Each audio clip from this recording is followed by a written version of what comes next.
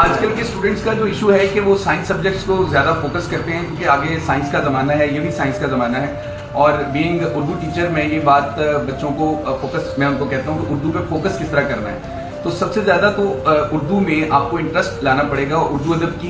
کے حوالے سے یا شعر کو یاد کس طرح کرنا ہے، آپ کو اچھے شاعروں کو پڑھنا چاہیے، آپ کو اچھی کتابیں پڑھنی چاہیے. اور دوسری بات کہ اردو کے لیے 24 گھنٹوں میں کوئی ایک ٹائم مختص کر لیں، اور اس ٹائم کو ایسے مطلب اس ٹائم میں آپ نے کوئی بھی